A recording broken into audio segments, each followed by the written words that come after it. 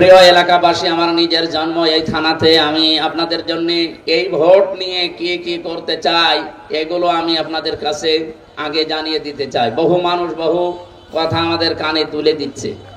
আজকে আমরা নির্বাচনী প্রচারণায় ছিলাম এই সাউদিয়া ইউনিয়নে পুরাটা।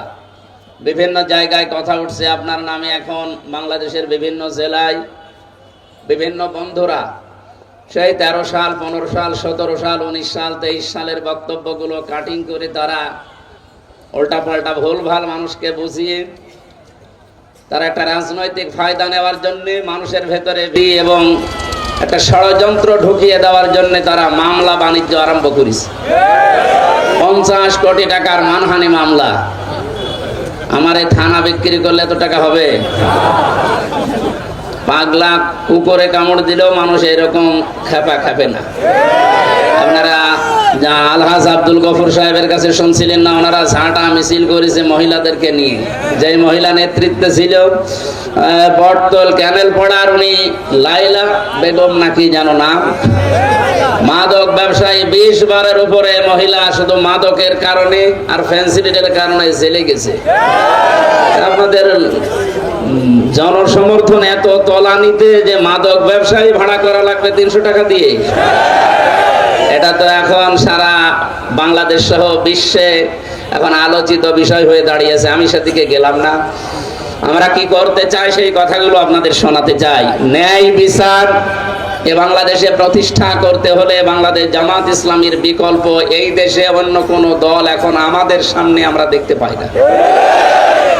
আমাদের বিভিন্ন মসজিদের কিছু ইমামদেরকে এখন বলতে শুনছি এরা আল্লাহর আইন চায় না, এই জন্য বাংলাদেশে একটা ইসলামী দল তাদের থেকে বেরিয়ে গেছে। নাউজুবিল্লাহ। আপনারা আমাদের এই যে ব্যানারে লেখা দেখেন তো, আল্লাহর আইন চাই।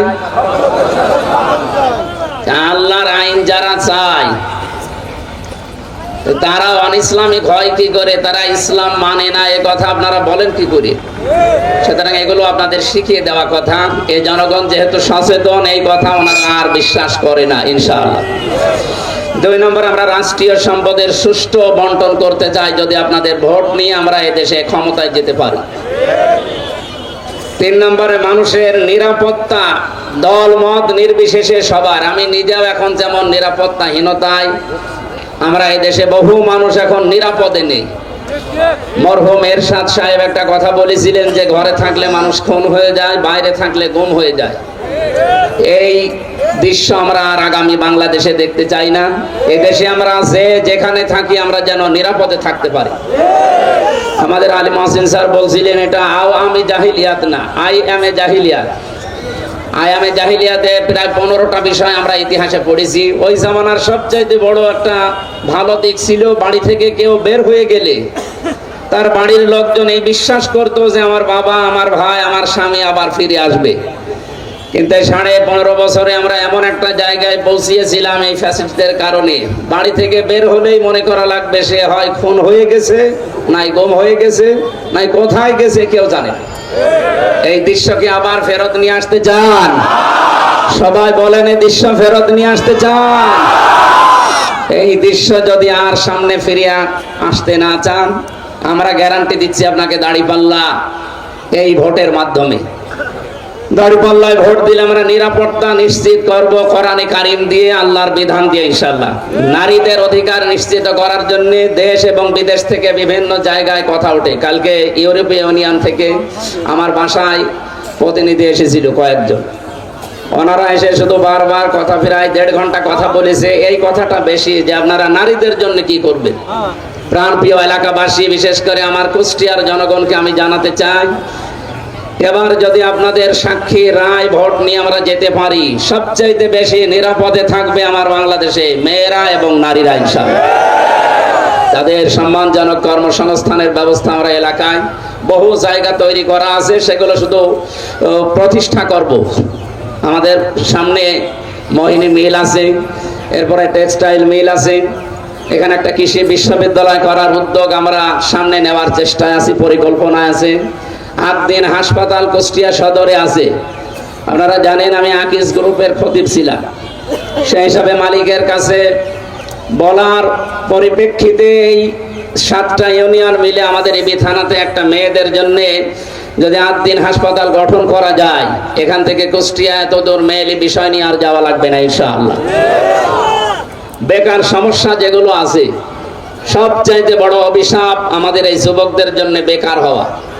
আমি বাইরের দেশগুলোতে যতটুকু বাস্তবতা দেখেছি, বেকার এদেশে থাকবে না। শুধু শিক্ষা ব্যবস্থাকে কর্মমুখী এবং বাস্তবতার নিরিখে যদি তৈরি করা যায়, এদেশে বহু সম্পদ আছে এবং পৃথিবীর বিভিন্ন দেশ আমাদের এই দেশে কর্মসংস্থান তৈরি করার জন্য মুখিয়ে আছে। আমরা এটা কাজে লাগাবো ইনশাআল্লাহ। আশা করছি এবং আশ্বাস দিচ্ছি আপনাদেরকে, সন্তান হিসাবে এলাকায় কেউ বেকার থাকবে না যদি ইসলাম আসে। এরপরে মাদক, এই যে লাইলা বেগমের মতো মানুষ এলাকায় থাকবে না ইনশাআল্লাহ। এরপরে চাঁদাবাজি যেটা এলাকায় হয়েছে এতদিন, ফেব্রুয়ারির 12 তারিখের পর যদি আমরা আসতে পারি, আমি গ্যারান্টি দিয়ে যাচ্ছি চাঁদাও থাকবে না, বাজিও থাকবে না ইনশাআল্লাহ। এরপরে গ্যারান্টি দিতে পারি, এলাকায় বেশি দখল হয়েছে বিভিন্ন ইউনিয়নে, আমরা শুনেছি, এই দখলবাজি বন্ধ করা হবে। সম্মানিত ইমাম এবং খতিব ভাইদেরকে বলবো, আপনাদের মতো আমিও একজন আলেম, আপনাদের ইমানি দায়িত্ব এবারে আলেমের পক্ষে থাকা। এখন আপনার বিবেকে কি বলে এটা আপনি দেখবেন। যেহেতু সামনে মাগরিবের নামাজের আর 4-5 মিনিট বাকি আছে, আমরা যতটুকু বলেছি প্রবাসী ভাই এবং বোনদেরকে আহ্বান জানাবো, আপনারা ন্যায় এবং ইনসাফের পক্ষ বিশেষ করে দাঁড়িপাল্লার পক্ষে থাকবেন। আপনাদের যে অধিকারগুলো আছে বিদেশের মাটিতে, এগুলো আমরা নিশ্চিত করার চেষ্টা করবো ইনশাআল্লাহ। যারা আমাকে বিভিন্ন ভাবে ভয় দেখিয়েছেন, যার নামে 50, 60, 100টা মামলা দিলে থেমে যাবে, আমি আয়না ঘরে থাকা মানুষ, আমি ফাঁসির কন্ডেম ছেলে 1 দিন 2 দিন না 3 বছর থাকা মানুষ। আমার বাবা এখানে বসে আছে রিয়াজউদ্দিন, আমার রাজনৈতিক বাবা অধ্যাপক ফরহাদ হোসাইন বসে আছে, আমার 2 জন বাবাই আছে। আমি তাদের কাছে অনুমতি নিয়ে রাস্তায় এসেছি। মামলা হামলা না, আপনি যদি অন্তত মেরে না ফেলেন আমাকে এ পথ থেকে থামাতে পারবেন না। আপনাদের ভেতরে একটা দুর্বিসন্ধি লাগিয়েছে, ওনার নামে মামলা আছে, ওনাকে নির্বাচন করতে দেওয়া হবে না।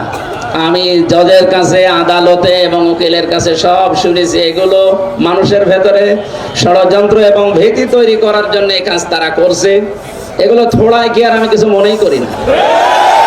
60টা না 64 না, আপনারা 64,000 মামলা দিলেও আমার কিছুই হবে না ইনশাআল্লাহ। সামনে দাঁড়িপাল্লার বিজয় হবে।